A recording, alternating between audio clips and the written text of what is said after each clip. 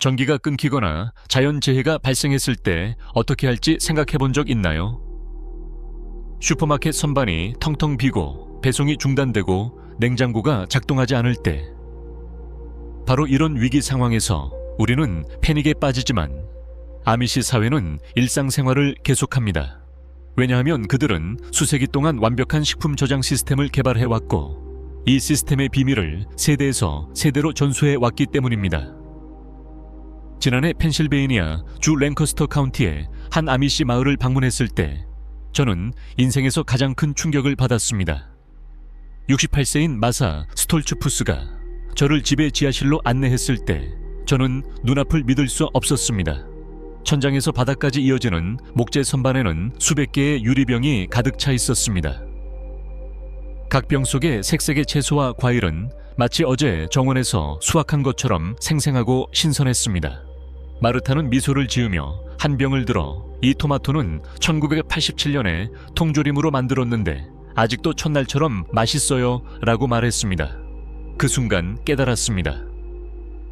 현대인들의 가장 큰 실수 중 하나는 선조들의 이 귀중한 지식을 잊는 것입니다. 이 경험을 계기로 아미시 보존 예술을 깊이 연구하기 시작했습니다. 펜실베이니아, 오하이오, 인디애나의 다양한 아미시 공동체를 방문했고 노인들과 수시간 동안 대화하며 그들의 부엌에서 시간을 보냈습니다. 배운 것들은 저를 놀라게 했습니다. 아미시들은 단순히 식품 보관에 있어서만이 아니라 지속 가능한 생활 방식에서도 우리보다 훨씬 앞서 있었습니다. 오늘날 슈퍼마켓 선반에는 수십 가지의 통조림 종류를 찾을 수 있습니다. 화려한 라벨, 눈길을 끄는 색상, 유혹적인 광고로 우리를 속입니다. 하지만 아미시 사회의 통조림과 우리의 통조림 사이에는 산처럼 큰 차이가 있습니다. 현대 식품 산업은 지속적인 이익 추구를 위해 유통기한이라는 개념으로 우리를 계속 새로운 제품을 구매하도록 유도합니다. 반면 아미시들은 적절한 기술로 준비한 통조림이 20년, 30년, 심지어 일부는 50년 동안 변질되지 않는다는 것을 알고 있습니다. 예를 들어 슈퍼마켓 선반에 있는 통조림 상자를 살펴보겠습니다. 그 안에는 수십 가지의 화학 보존제, 인공 색소, 감미료, 향미제가 들어 있습니다. 라벨을 읽으려고 하면 화학 실험실의 재고 목록을 읽는 것 같은 느낌입니다. MSG, 소듐 벤조에이트, 포타슘 소르베이트, 인공 바닐린. 목록은 계속 이어집니다. 아미시 통조림은 정반대로 자연 재료와 수세기 동안 검증된 전통적인 방법으로만 제조됩니다. 화학 첨가물이나 인공 보존제는 전혀 없습니다. 단지 채소, 과일, 소금, 그리고 사랑뿐. 이 차이는 맛뿐 아니라 영양 가치와 건강에 미치는 영향에서도 명확히 드러납니다. 현대식 통조림은 일반적으로 고온에서 산업용 기계로 대량 생산 방식으로 제조됩니다. 이 과정에서 비타민의 대부분이 손실되며 인공 비타민이 추가됩니다. 아미시 통조림은 저온에서 수작업으로 소량씩 제조됩니다.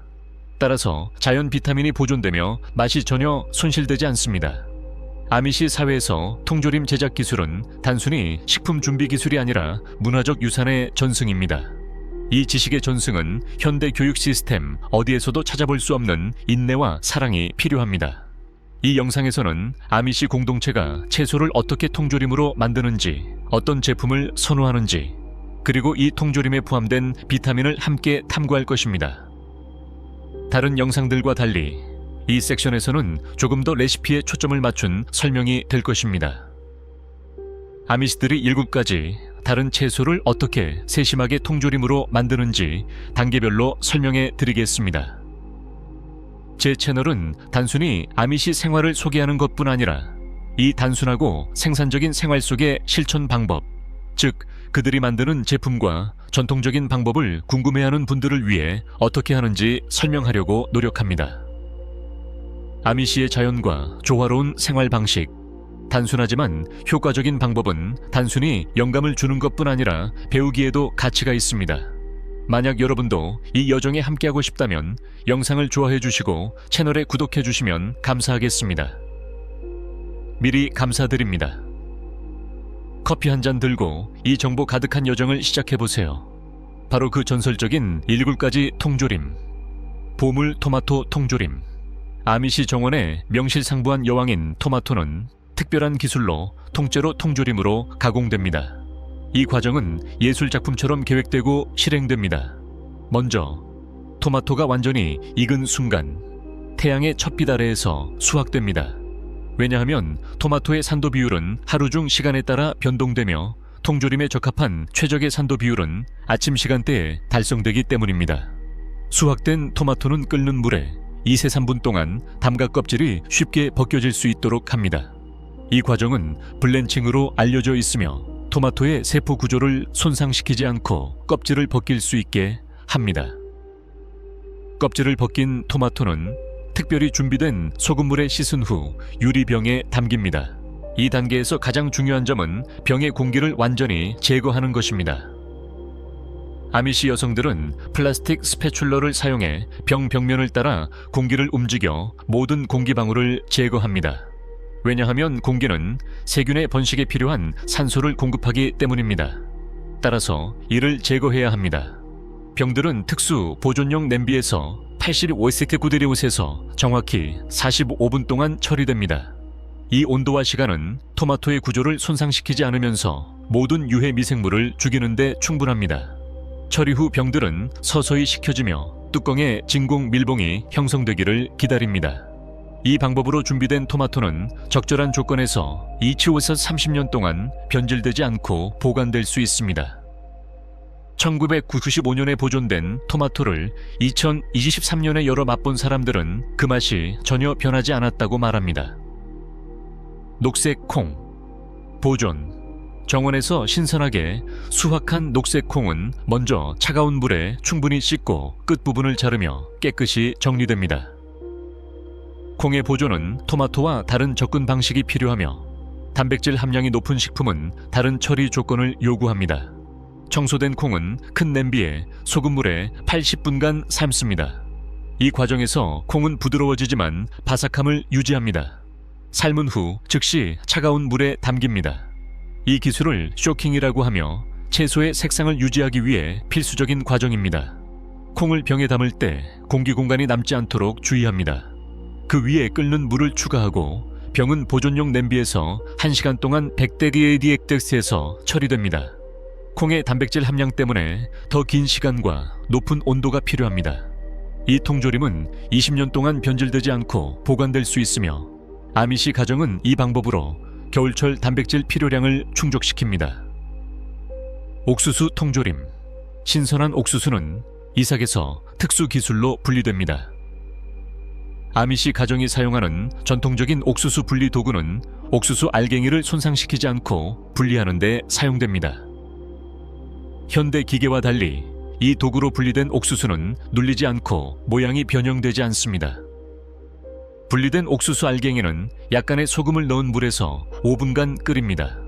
이 과정에서 옥수수의 전분이 젤라틴화되어 통조림 과정에서 더 잘 보존됩니다.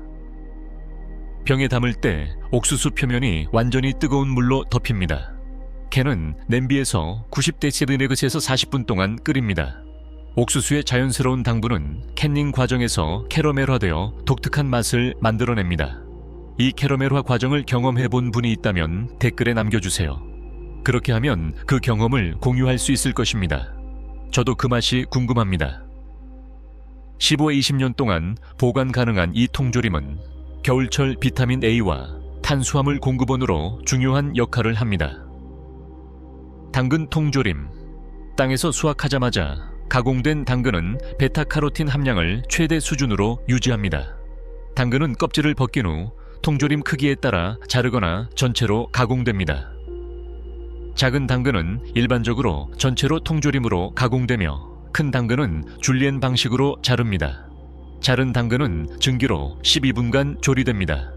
증기 조리 방법은 당근의 비타민 함량을 최대 수준으로 유지합니다. 왜냐하면 비타민이 물에 녹아 사라지지 않기 때문입니다. 조리 후 당근은 살균된 병에 압축하지 않고 넣습니다. 끓는 물을 부은 후 통조림은 95°C에서 35분 동안 끓입니다. 당근의 셀룰로스 구조는 이 기간 동안 부드러워지지만 형태는 유지됩니다. 18년까지 신선하게 유지되는 이 통조림은 특히 어린이의 비타민 필요량을 충족시키는데 중요한 역할을 합니다.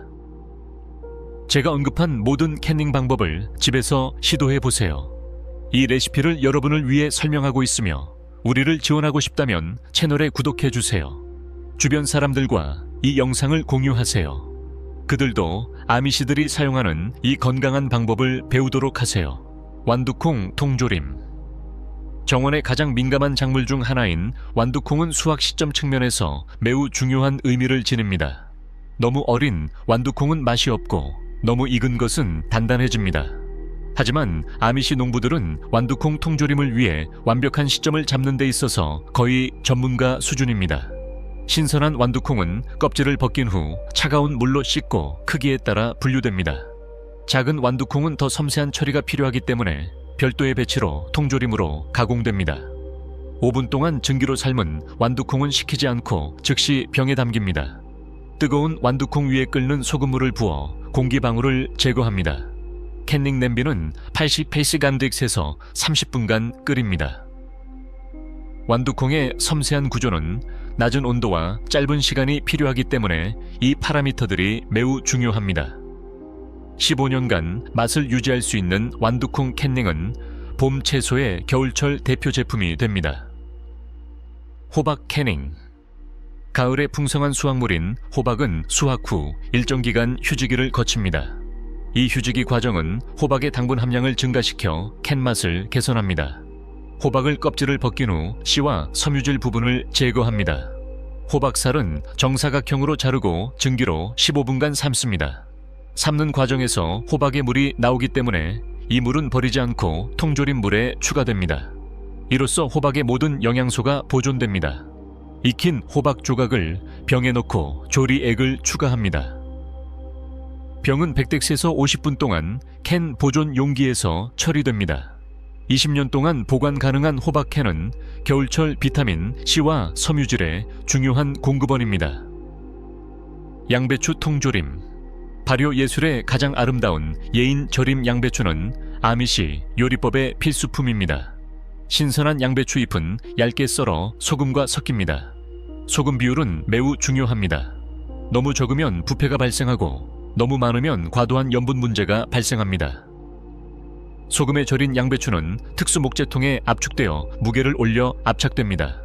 이 상태로 3~4주간 발효됩니다. 발효 과정 중 유익한 박테리아가 젖산산을 생성하며 이 산이 양배추를 자연스럽게 보존합니다. 발효된 양배추는 유리병에 채워지고 발효액으로 덮입니다. 병은 끓는 물 욕조에서 20분간 살균됩니다.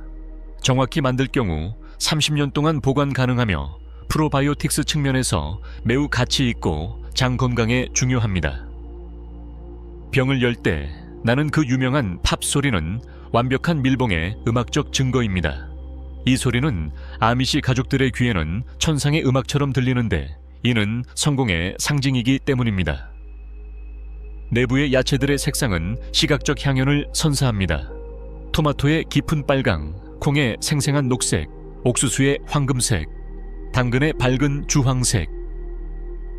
각 색상은 자연의 또 다른 선물처럼 보입니다.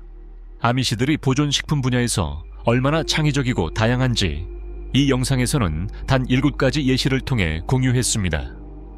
하지만 그들의 부엌과 창고에는 수십 가지 다른 보존 식품 종류가 있습니다. 이건 단지 시작일 뿐입니다. 이 정보가 여러분에게 도움이 되었다면, 전통적인 방법으로 장기 보존 식품을 보관하는 데 관심이 있다면 이 주제를 영상 시리즈로 만들 수 있습니다. 여러분의 댓글은 이 시리즈의 방향을 결정하는 데 저에게 방향을 제시해 줄 것입니다. 어떤 보존 방법이나 어떤 식품 종류에 대해 궁금해 하시나요? 댓글 섹션에 의견을 남겨주세요. 아미시 생활 방식과 그들이 자연과 조화로운 단순한 삶이 여러분의 관심사라면 다음 영상을 놓치지 않기 위해 제 채널에 구독하고 알림벨을 반드시 켜두세요.